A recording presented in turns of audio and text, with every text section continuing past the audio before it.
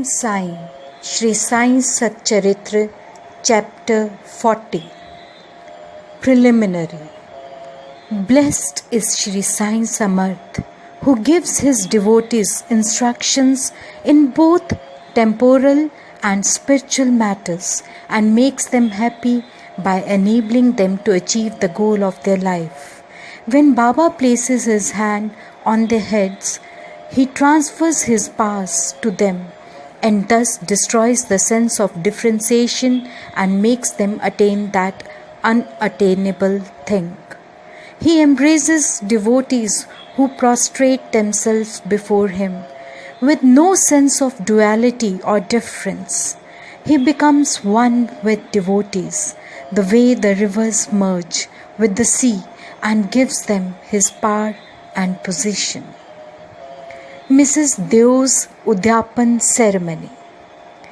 Mr. B.V. Deo was a Mamaltar in Dahanu.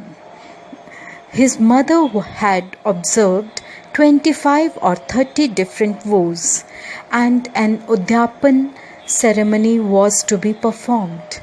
This ceremony included the feeding of about 200 Brahmins. Mr. Deo set a date for the ceremony and wrote a letter to Bapu Sahib Jog, asking him to request Sai Baba to attend the ceremony. He wrote that without Baba's attendance, the ceremony would not be duly completed. Bapu Sahib Jog read Baba the letter. Baba carefully noted the pure-hearted invitation and said, "I always think of him who remembers me. I require no conveyance, carriage, train or aeroplane. I run and manifest myself to anyone who lovingly calls me. Write him a reply that the three of us, you, me and a third person, will attend." Mr. Jog informed Deo of what Baba said. The latter was very pleased, but he knew that Baba never went to any place except Rahata, Rui and Neemgaon in person. He also knew that nothing was impossible for Baba, as he was all-pervading, and that he might certainly come in any form he likes and fulfill his promise. A few days before the Udyapan, a sannyasi professing to work for the cause of protection of cows came to the station master at Dahanu to collect subscriptions. The latter told him to go into town and see the Mamaltar, Mr. Deo, and with his help collect funds. Just then the Mamaltar happened to come there. The station master introduced the sannyasi to him, and Mr. Deo and the sannyasi then sat and talked on the station platform. Mr. Deo told him that a donation list for some other charitable cause had already been started by another prominent citizen, and thus it would not be appropriate to start another donation list right away. He told the sannyasi that it would be better if he came back after a few months. The sannyasi left, promising to return. On the day of the ceremony, the sannyasi came in a tanga that stopped in front of Mr. Deo's house at about 10 a.m.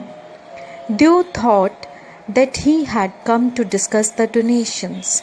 Seeing him busy with the preparations of the ceremony, the sannyasi said that he had not come for money but for meals. Deo said, "All right, we are very glad and you are welcome. The house is yours." The sannyasi then said, "There are 2 lads with me. Deo, please bring them too." As there were still 2 hours till lunch, Deo inquired where he should send for them. The sannyasi said that it was not necessary, as they would come at the appointed time. Deo asked him to come at noon. Exactly at noon, the trio arrived, had their meals and left. After the ceremony was over, Deo wrote a letter to Bapu Sahib Jog complaining of Baba's breach of promise. Jog went to Baba with the letter, but before it was opened, Baba spoke. He says that I promised to come but deceived him. Inform him that I did attend his ceremony with 2 others, but he failed to recognize me. Then why did he call me at all? Tell him that he thought that the sannyasi had come to ask for subscription money. Did I not clear his doubts in that respect? And did I not say that I would come with 2 others? And didn't the trio come on time and have their meals? See, to keep my word, I would even sacrifice my life. I would never be untrue to my words. This reply gladdened Jog's heart, and he communicated Baba's entire reply to Deo. As soon as Deo read it, he burst into tears of joy. But he took himself to task mentally for vainly blaming Baba. He wondered how he was deceived by the sannyasi's prior visit and his coming to him for donations, and how he also failed to catch the significance of sannyasi's words that he would come with 2 others for meals. This story clearly shows that when devotees surrender themselves completely to their Sadguru, he sees that the religious ceremonies in their houses are duly executed and completed with all the necessary formalities. Visiting Hemant Pant's house in the form of a picture. Now let us talk about another story which shows how Baba appeared in the form of his picture and fulfilled the desires of his devotee. One morning in 1917, Hemant Pant had a vision. Baba appeared to him in his dreams in the form of a well-dressed sannyasi, woke him up and said that he would come to Hemant Pant's house for meals that day. When he awoke, he couldn't see sign, but he remembered each and every word Baba said in his dream. Though he had been in contact with Baba for 7 years, and though he always meditated on Baba, he had never expected Baba would come to his house for meals. However, very pleased with Baba's words, he went to his wife and informed her that since it was Holi, a sannyasi guest was coming for meals and that some extra rice should be prepared. She asked who the guest was and whence he was coming. Then, so as not to lead her astray and not to cause any misunderstanding, he told her the truth. She doubtingly asked whether it was possible that Baba would come from Shirdi, leaving behind dainty dishes to accept their coarse food.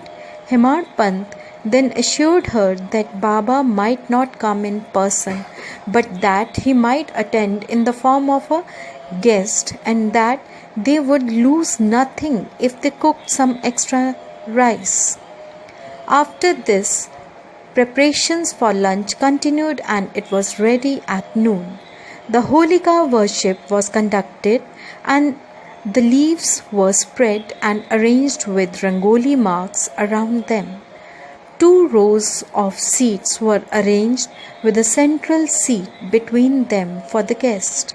All the members of the family, sons, grandsons, daughters, and son-in-law came and occupied their proper seats, and the serving of the various dishes commenced. Everybody was waiting for the guest, but no one turned up, though it was past noon. Then the door was closed and chained. The Annashuddhi was served. This was a signal to start eating. A formal offering to the Vaishva Deva and Nevedya to Sri Krishna were also completed, and the family was about to begin when they suddenly heard footsteps in the staircase. Hemar Pant went immediately and opened the door and saw two men there, Ali Muhammad and Maulana Ismu Mujawar. These two men, seeing that the whole family was about to begin eating, apologized to Hemar Pant and requested him to excuse their interference. They said, "You left your seat and came running to us. Your family is waiting for you, so please take this, and we shall relate a wonderful tale about it later on at your convenience." Saying this, Ali Muhammad took out from under his armpit a packet wrapped in an old newspaper and placed it on the table. Hemar Pant unwrapped the packet and saw, to his great wonder and surprise, a nice big picture of Sai Baba. Seeing it, he was moved. Tears ran from his eyes, and hairs stood on end over his body, and he bent and placed his head at Baba's feet in the picture. He thought that Baba had blessed him by this Leela. Out of curiosity, he asked Ali Muhammad whence he got this picture.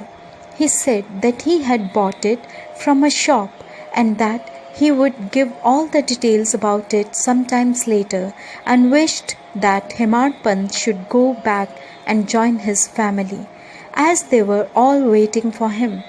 Hemar Pant thanked him, bade them goodbye, and returned to the dining hall. The picture was placed on the central seat reserved for the guest, and after the due offering of Nevedya, the whole family began eating. Seeing the beautiful form in the picture, everybody was extremely pleased and wondered how all this happened. This is how Sai Baba kept his word to Hemar Pant. The story of the picture with all its details, how Ali Muhammad bought it and how he ended up giving it to Hemar Pant, is reserved for the next chapter. Bow to Shri Sai. Peace be to all. Om Sai. Om Sai.